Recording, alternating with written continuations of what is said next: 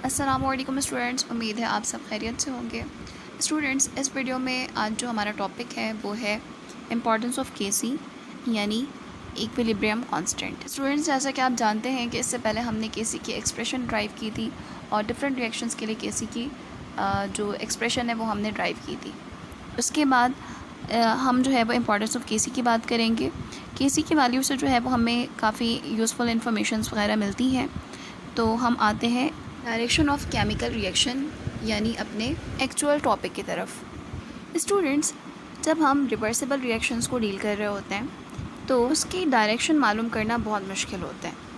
यानी अगर रिएक्शन जो है वो रिवर्सिबल है तो हमें नहीं पता चल पाता कि ये रिएक्शन जो है वो आइदर फॉरवर्ड जाएगा, बैकवर्ड जाएगा या फिर ये इक्विलिब्रियम पर रहेगा। क्योंकि अगर हम इरिवर्सिबल की बात करते हैं, इरिवर्सिबल रिएक्शन में हमें पता है कि रिएक्टेंट जो है वो रिएक्ट करके प्रोडक्ट की फॉर्मेशन कर देंगे, लेकिन रिवर्सिबल में ये मुश्किल होता है मालूम करना। तो इसके लिए जो है वो हम QC यानी रिएक्शन कोशेंट यूज़ करते हैं। रिएक्शन कोशेंट जो है वो ये बिल्कुल इक्विलिब्रियम कांस्टेंट की तरह है, लेकिन इक्विलिब्रियम कांस्टेंट जो है वो पर्टिकुलरली इक्विलिब्रियम के लिए हम यूज़ करते हैं, ठीक है। जबकि किसी भी रिवर्सिबल रिएक्शन में अगर हम किसी भी टाइम पर यानी किसी भी मोमेंट पर अगर हम प्रोडक्ट्स एंड रिएक्टेंट्स की कॉन्सेंट्रेशन का रेशो मालूम करना चाहते हैं, क्योंकि आपको पता है कि केसी जो है वो क्या होता है, प्रोडक्ट की कंसंट्रेशन डिवाइडेड बाय रिएक्टेंट्स की कंसंट्रेशन, ठीक है। लेकिन एट इक्विलिब्रियम, अगर इक्विलिब्रियम पे मालूम कर रहे हैं तो हमने केसी कैलकुलेट किया है। लेकिन अगर हम रिएक्शन के स्टार्ट होने से लेकर किसी भी पर्टिकुलर टाइम पर, किसी भी टाइम पर जो है वो हम अगर कैलकुलेट कर रहे हैं प्रोडक्ट्स एंड रिएक्टेंट की कॉन्सेंट्रेशंस का रेशो, तो ये हमारे पास QC कहलाता है, ठीक है। इसके साथ हम सिंबल जो है वो T भी सम टाइम रिप्रेजेंट करते हैं। वो इसलिए करते हैं कि ये बता रहा होता है कि ये किसी भी मोमेंट पर जो है कैलकुलेट किया हुआ है, ठीक है। यानी जब हम इसकी कंसंट्रेशन लिखते हैं तो इसमें हम स्मॉल t रिप्रेजेंट करते हैं कि ये कंसंट्रेशन किसी भी टाइम पर ली गई है, ठीक है।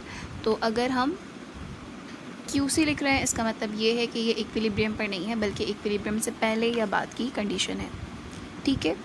तो अब अगर हम ये मालूम करना चाह रहे हैं कि रिवर्सिबल रिएक्शन है और इसमें हमने इसकी डायरेक्शन मालूम करनी है कि रिएक्शन कहाँ जाएगा, फॉरवर्ड जाएगा, बैकवर्ड जाएगा या मॉडरेट रहेगा या यानी कि इक्विलिब्रियम पर रहेगा, तो हम क्या करते हैं, QC की वैल्यू को KC की वैल्यू के साथ कंपेयर करते हैं।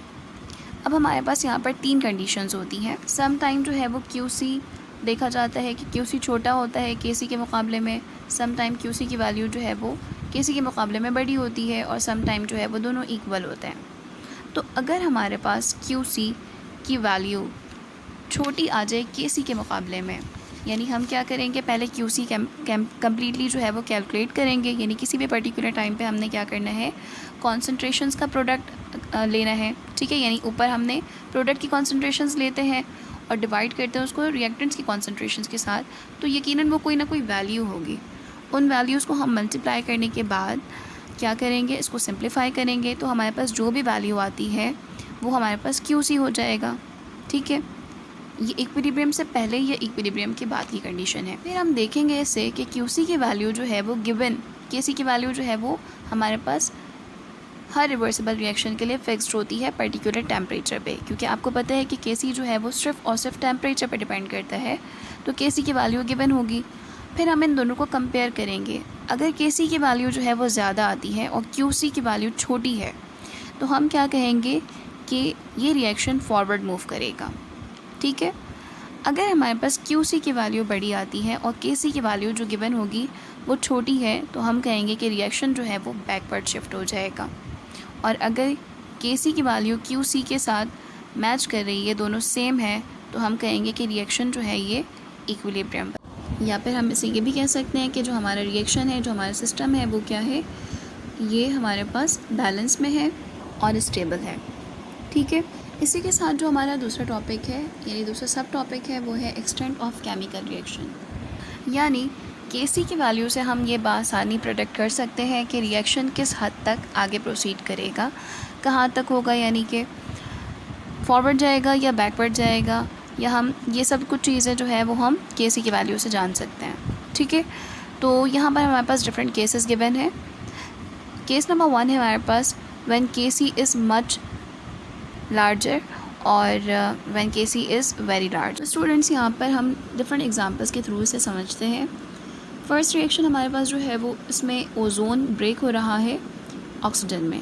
2 मोल्स ऑफ ओजोन जो है वो रिवर्सिबल रिएक्शन से गुजर कर 3 मोल्स ऑफ ऑक्सीजन में ब्रेक हो रहा है। और यहाँ पर जो केसी की वैल्यू गिवन है, आपको पता है कि केसी की वैल्यू जो होती है वो पर्टिकुलर टेम्परेचर पर गिवन होती है। सम टाइम टेम्परेचर्स गिवन होते हैं और सम टाइम नहीं भी होते, लेकिन हमें पता है कि केसी जो है वो फिक्स्ड टेम्परेचर पर होती है। ठीक है, अगर टेम्परेचर चेंज होगा तो केसी की वैल्यू भी डेफिनेटली चेंज होगी। तो यहाँ पर केसी की वैल्यू गिवन है 10 एक्सपोनेंट 55। ये एक बहुत बड़ी वैल्यू है। एक्सपोनेंट 55 कोई छोटी बात नहीं है, बहुत ज़्यादा बड़ी वैल्यू है।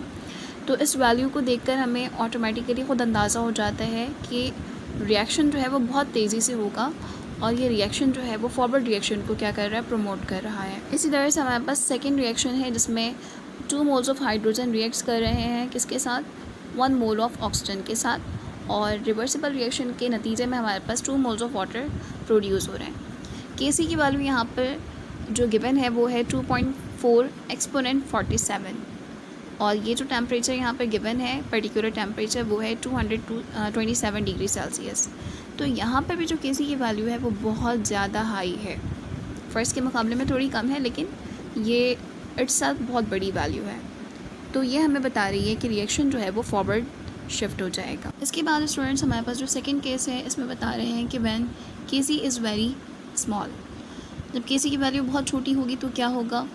यहाँ पे हमारे पास जो इक्वेशन गिवन है वो है फ्लोरीन, ये कन्वर्ट हो रहा है 2 मोल्स ऑफ फ्लोराइड में। ठीक है, और यहाँ पर जो केसी की वैल्यू गिवन है वो है 7.4 एक्सपोनेंट -13 एट 227 डिग्री सेल्सियस।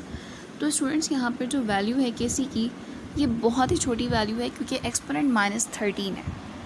तो इस तरह की वैल्यू यानी केसी की वैल्यू अगर इतनी ज़्यादा छोटी होती है तो ये रिवर्स रिएक्शन को प्रमोट करता है, यानी कि रिएक्शन जो है वो बैकवर्ड शिफ्ट हो जाएगा, रिएक्टेंट साइड पर शिफ्ट हो जाएगा। ठीक है स्टूडेंट्स, इसके बाद हमारे पास थर्ड केस है, case number 3, when KC is moderate, यानी केसी की वैल्यू ना तो यहाँ पर बहुत ज़्यादा होगी और ना ही बहुत लो वैल्यू होगी। तो यहाँ पर जो फर्स्ट एग्जांपल है इसमें N2O4 कन्वर्ट हो रहा है 2 मोल्स ऑफ NO2 में। केसी की वैल्यू जो यहाँ पर गिवन है वो है 0.36 एट 25 डिग्री सेल्सियस। तो 0.36 जो है एक नॉर्मल सी वैल्यू है, इसको हम इजीली जो है वो समझ सकते हैं। इस तरह की वैल्यूज़ गिवन होंगी, यानी कि केसी 10 हो, 20 हो, 30 हो, 100 हो, तो ये एक रीज़नेबल अमाउंट है केसी का।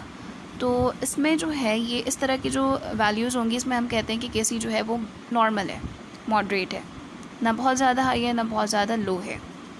इसी तरह से जो सेकंड कंडीशन है, सेकंड जो रिएक्शन है, इसमें नाइट्रोजन जो है वो हाइड्रोजन के साथ रिएक्ट कर रहा है और हमारे पास अमोनिया की फॉर्मेशन हो रही है। यहाँ पर जो केसी है, केसी की वैल्यू तो 10 भी एक नॉर्मल वैल्यू है, ना बहुत हाई है और ना ही बहुत ज़्यादा लो वैल्यू है। तो इस तरह से अगर केसी की वैल्यू हमें नज़र आती है तो हम कहेंगे कि ये रिएक्शन जो है ये मॉडरेट है, केसी की वैल्यू जो है वो मॉडरेट है, नॉर्मल है। तो इस तरह के रिएक्शन जो होते हैं वो इक्विलिब्रियम पर होते हैं, ना ये फॉरवर्ड मूव करेंगे और ना ही ये बैकवर्ड शिफ्ट होंगे। ठीक है स्टूडेंट्स, तो ये था एक्सटेंट ऑफ केमिकल रिएक्शंस।